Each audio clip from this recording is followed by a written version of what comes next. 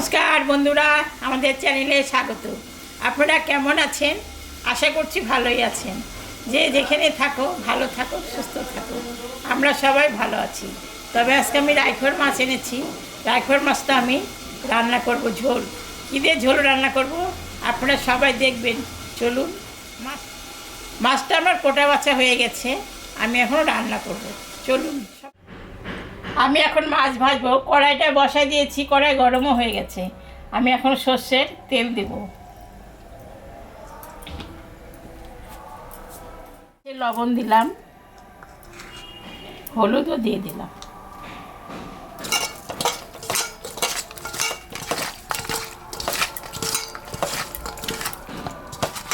মাছটা এখন আমি ভাজবো।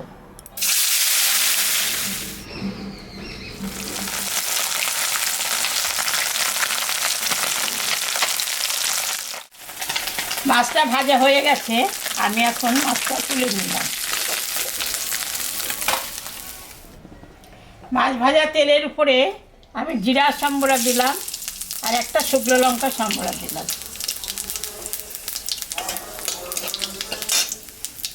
আমি রাইখর মাছটাকে কুমড়া দিয়ে রান্না করব, ঝোল রান্না করব, অল্প অল্প ঝোল রান্না করব।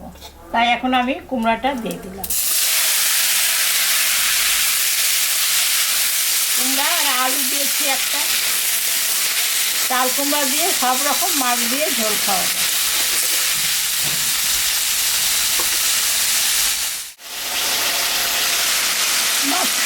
লবণ দিয়ে দিলাম সবজিতে। অল্প রস তরকারি করতে অল্পই দিয়েছি লবণ, স্বাদ মতন। হলুদ দিয়ে দিলাম।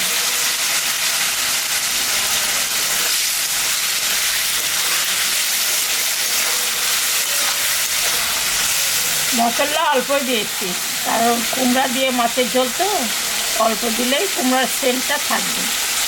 আদা, জিরা, কাঁচা লঙ্কা আর একটা শুকনো লঙ্কা দিয়েছি। সবজি দিয়ে তরকারি ঝোল রান্না করলে শুকনো লঙ্কা দিলে ভালো লাগে না। ঢাকাটা আমি দিয়ে দিলাম, একটু সিদ্ধ হোক। ঢাকাটা আমি তুলে নিলাম।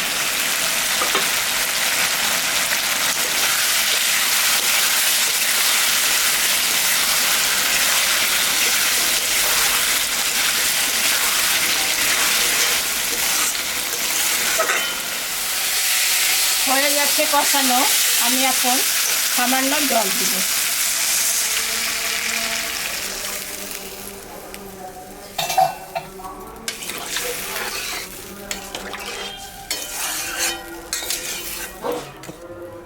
ঢাকাটা আমি দিয়ে দিলাম, ফুটে উঠলে মাছটা দিই। ঢাকাটা আমি তুলে নিলাম। ঝোলটা ফুটে গেছে, আমি এখন মাছগুলো দিয়ে দিই।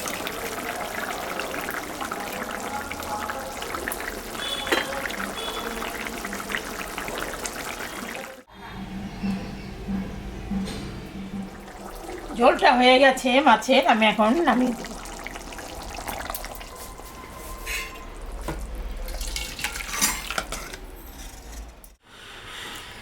দেখলেন তো বন্ধুরা, আমি রাইখর মাছ দিয়ে চাল কুমড়া দিয়ে মানে অল্প ঝোল করলাম। এরকম রান্না করে আপনারা বাড়িতে খাবেন। খেয়ে কেমন লাগলো আমাকে কমেন্টে জানাবেন। ভালো লাগলে লাইক করবেন, শেয়ার করবেন।